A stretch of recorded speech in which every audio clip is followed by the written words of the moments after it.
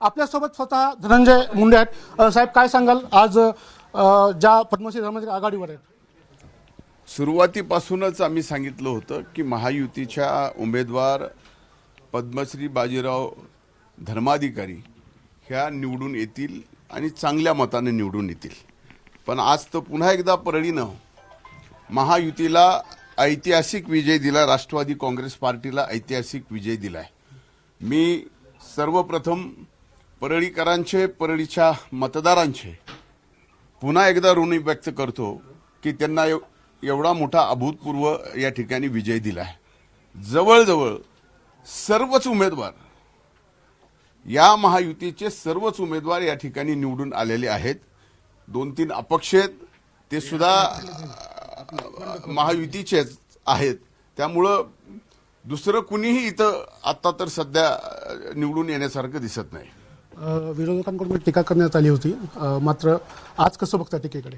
बघा, आणि तुम्ही सांगितलं होतं की 2 तारखेनंतर बोलणार। मी सांगितलं होतं की जे बोलल 2 तारखेनंतर बोलल, निवडणूक लांबली, आज 21 तारखेला बोलतोय।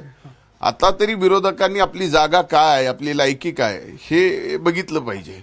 आणि एखाद्याला बदनाम करण्यासाठी, त्या गावाला बदनाम करण्यासाठी, त्या शहराला बदनाम करण्यासाठी त्यांनी जो डाव टाकला होता, आज तो परळीतल्या मायबाप जनतेने डाव उलटून टाकला। बीड जिल्ह्याच्याही जनतेने डाव उलटून टाकला।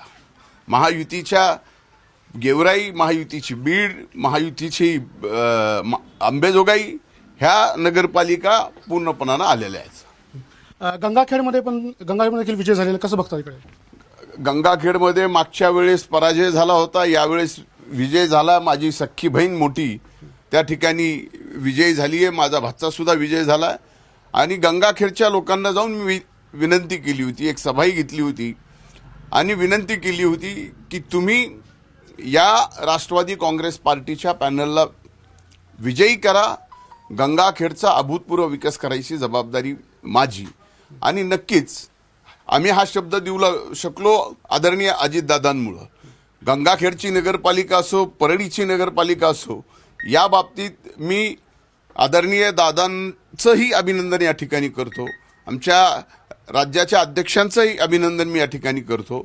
आणि तिथं सुद्धा गंगाखेडमध्ये अभूतपूर्व विजय मिळालेला आहे।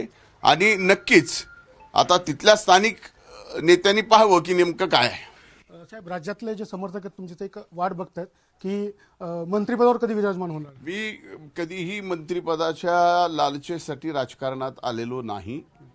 मी सर्वसामान्य माणसाच्या मनात स्थान निर्माण करायचं, तेच सगळं काम करत माझ्यासाठी महत्वाचं आहे। नक्कीच। तर आपण बघितलं तर हे होते धनंजय मुंडे, आणि त्यांनी सांगितलं की आता कशा प्रकारे विरोधकांना जनतेने त्यांची जागा दाखवून दिलेली आहे।